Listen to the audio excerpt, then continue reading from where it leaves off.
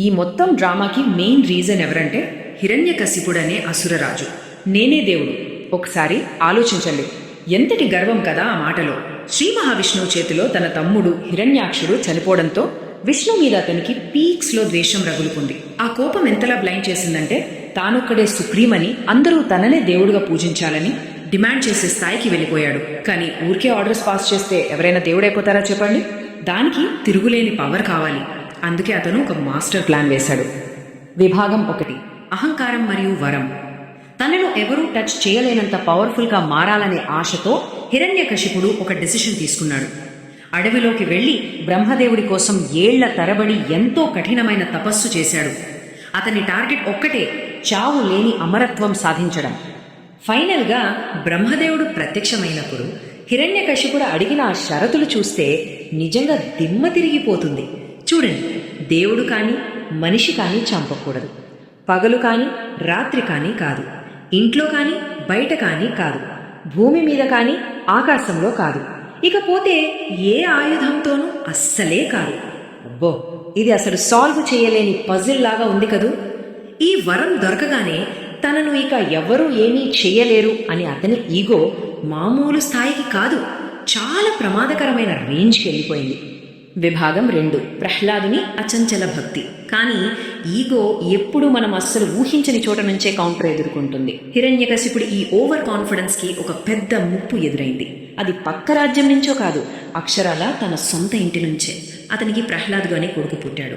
ఇక్కడ ట్విస్ట్ ఏంటంటే, తన తండ్రి ఎవరినైతే బద్ధశత్రువుగా అనుకున్నాడో, ఎవరినైతే చంపాలి అనుకున్నాడో, కరెక్ట్గా అదే విష్ణువుకి ప్రహ్లాదుడు కరుడుగట్టిన భక్తుడుగా పెరిగాడు. ఓం నమో నారాయణాయ. చిన్నప్పటి నుంచి ప్రహ్లాదుడు నాన్ స్టాప్గా జపించే మంత్రం ఇదే. చదువు కోసం గురుకులానికి పంపినా సరే అతను మిగతా పిల్లల్లా ఉండేవాడు కాదు. ఎప్పుడూ విష్ణు మహిమల గురించే మాట్లాడేవాడు. చుట్టూ ఉన్న వాళ్ళు ఎంతగా భయపెట్టినా ఆ చిన్న పిల్లోడు మాత్రం చాలా కూల్గా, కానీ అంతే స్ట్రాంగ్గా శ్రీ మహావిష్ణువే దేవుడు అని ఫిక్స్ అయ్యాడు. ఇది తన తండ్రి రూల్స్కి ఎదురు నిలిచిన ఒక సైలెంట్ రివోల్ట్ అనొచ్చు. ఇక్కడ మనం ఒక అద్భుతమైన కాంట్రాస్ట్ చూడొచ్చు. ఒకవైపు హిరణ్యకశిపుడు ఫుల్ ఈగో, కంట్రోల్ చేయాలనే తపన, అపారమైన మజిల్ పవర్తో అందరినీ గుప్పిట్లో పెట్టుకోవాలనుకునే రకం. ఇక మరోవైపు అతని సొంత కొడుకు ప్రహ్లాదుడు. చేతిలో ఎలాంటి ఆయుధం లేదు, కానీ చెక్కు చెదరని భక్తి, పీస్ఫుల్ మైండ్ సెట్, దేవుడి మీద కంప్లీట్ సరెండర్తో నిలబడ్డాడు. నిజం చెప్పాలంటే ఇది భౌతిక బలానికి ఆధ్యాత్మిక శక్తికి మధ్య జరిగిన అల్టిమేట్ బ్యాటిల్.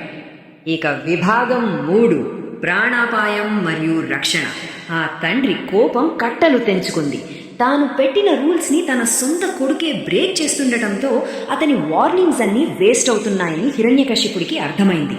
ఫ్రస్ట్రేషన్ పీక్స్కి వెళ్ళిపోయి చాలా దారుణమైన డిసిషన్స్ తీసుకున్నాడు. కన్న కొడుకని కూడా చూడకుండా వరుస పెట్టి అసాసినేషన్ అటెంప్ట్ స్టార్ట్ చేశాడు. ఒక చిన్న పిల్లాడి మీద ఎన్ని దారుణాలు జరిగాయో మీరే చూడండి.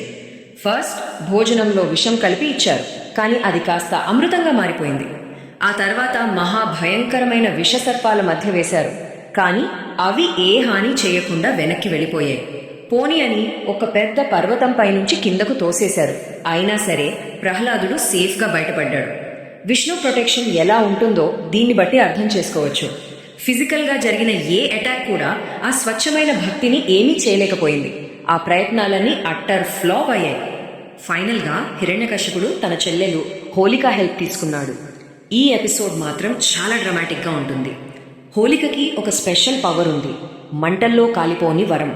ఆ కాన్ఫిడెన్స్తోనే ప్రహ్లాదుడిని తన ఒడిలో కూర్చోబెట్టుకుని మండుతున్న మంటల్లోకి వెళ్ళింది. కానీ ఇక్కడే ఒక మిరాకిల్ జరిగింది. దైవచిత్తం ఎంత పవర్ఫుల్ అంటే ఒక స్వచ్ఛమైన భక్తుణ్ణి కాపాడేందుకు ఆ రాక్షస వరం ఏమాత్రం పనిచేయలేదు. హోలిక ఆ అగ్నిలో బూడిదైపోయింది. ప్రహ్లాదుడు మాత్రం చిన్న స్మైల్ ఇస్తూ సేఫ్గా బయటకొచ్చాడు. అమాయకత్వం ముందు ఆ కుట్ర అలా కాలిపోయిందనమాట. విభాగం 4: నరసింహ అవతారం. ఇన్నిసార్లు ఫెయిల్ అయ్యేసరికి హిరణ్యకశిపుడికి నిజంగానే పిచ్చెక్కిపోయింది. తన ఈగోకి ఎక్కడలేని డ్యామేజ్ జరుగుతోందని మండిపోయాడు. ఒకరోజు మెయిన్ ప్యాలెస్లో కళ్ళు ఎర్రబడే కోపంతో తన కొడుకును డైరెక్ట్గా నిలదీశాడు. కథలో టెన్షన్ ఇప్పుడు 100% చేరుకుంది. నీ విష్ణువు ఎక్కడున్నాడు? రాజు అడిగిన ఈ ఒక్క ప్రశ్నే కథను పూర్తిగా మలుపు తిప్పింది.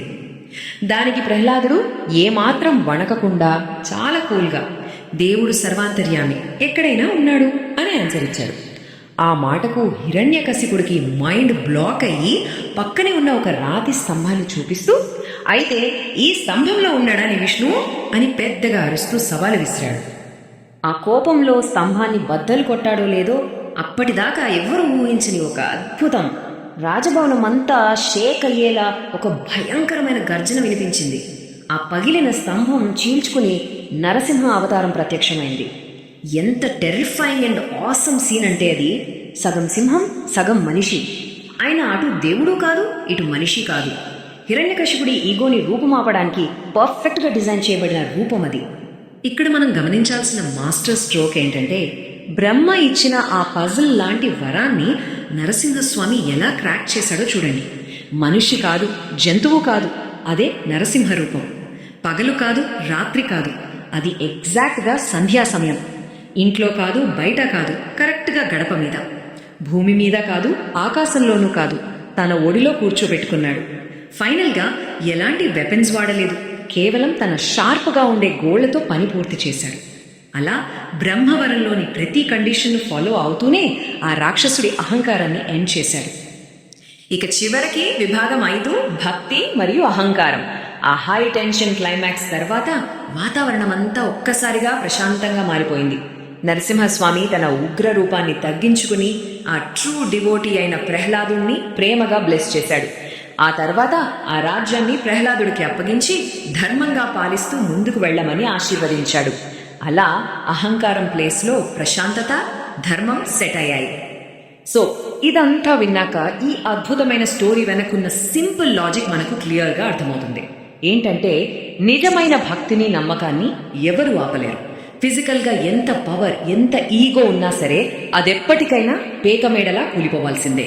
అండ్ మోస్ట్ ఇంపార్టెంట్లీ, చెక్కు చెదరని నమ్మకం ఉన్న వాళ్ళని ఆ డివైన్ పవర్ ఎప్పుడు ప్రొటెక్ట్ చేస్తూనే ఉంటుంది. అదే అసలైన బలం. సరే, ఈ స్టోరీని ముగించే ముందు ఒక్కసారి ఆలోచించండి. బ్రహ్మదేవుడిచ్చిన ఆ పర్ఫెక్ట్ వరం, అంతులేని పవర్ కూడా హిరణ్యకశిపుడిని తన సొంత అహంకారం నుండి సేవ్ చేయలేకపోయాయి కదా.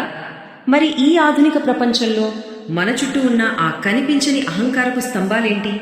మన లైఫ్లో గర్వం డామినేట్ చేస్తోందా, లేక హంబుల్గా ఉంటున్నామా అని చెక్ చేసుకోవాల్సిన అవసరం ఎంతైనా ఉంది. ఈ విశ్లేషణ మీకు ఒక కొత్త పర్స్పెక్టివ్ ఇచ్చిందని అనుకుంటున్నాను. ఈ థాట్తో ప్రస్తుతానికి సెలవు, మళ్ళీ కలుద్దాం.